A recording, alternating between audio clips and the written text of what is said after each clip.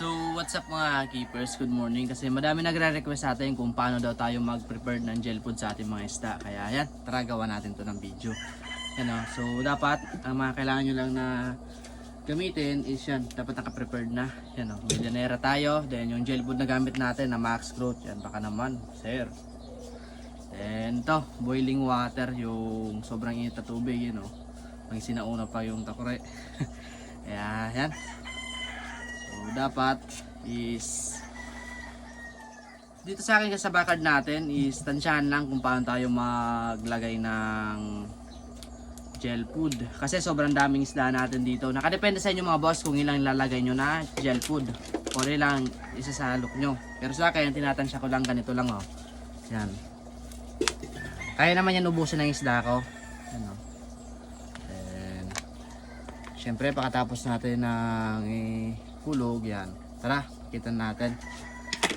So yan, nalipat na natin sa llanera yung gel food na max growth. Kaya yan, lalagyan na natin to ng boiling water. Then sa paglagay ng tubig mga boss, istansyahan na lang. Kasi yan, natatansya naman natin sa sobrang tagal na natin na gumagamit ng gel food.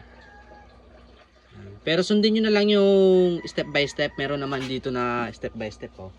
Kung paano, yan oh. Basahin nyo na lang mga boss. Yan. Basahin nyo na lang. Lahat naman na gel food may step by step kung paano ginagawa. Para yung mga baguhan or newbie ay yan. Mabilis lang nilang malaman kung paano i-prepared ang gel food yun oh.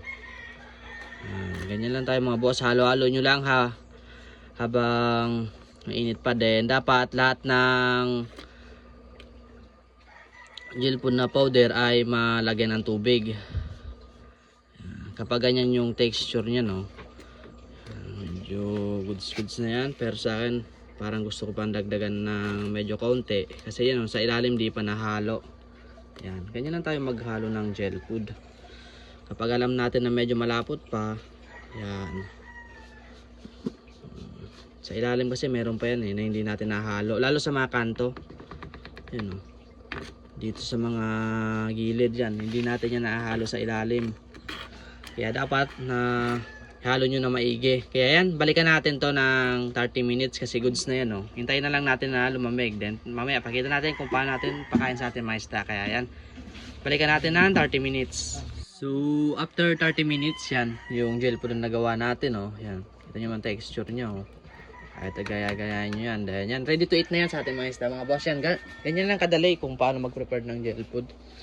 Kaya yung mga gusto dyan mag-try ng gel food, try nyo na mga boss yan. Lalay ko na lang yung link dyan sa yellow basket para click nyo na lang yan. Oh. Ngayon, papakain natin sa ating mga isda.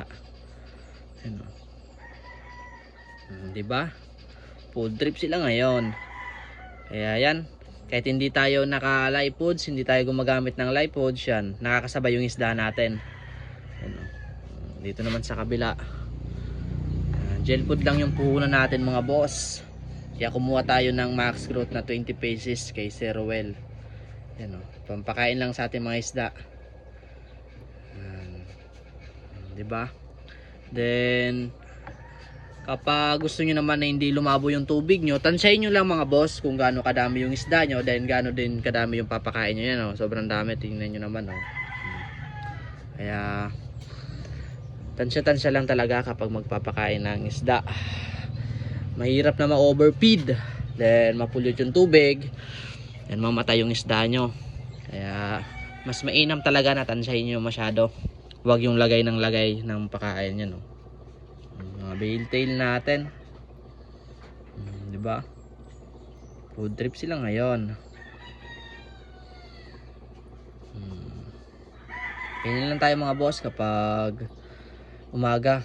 Yan daily routine natin mga boss. Kaya yan, kung nagustuhan nyo yung mga bossing yung ating video, pa-like and share naman, then follow para updated kayo sa aking mga video. Comment kayo mga bossing kung anong gagawin naman natin sunod na video. Request nyo. Comment kayo mga boss. Yan, kaya yan, pakain muna ako sa aking mga isda. Thank you guys.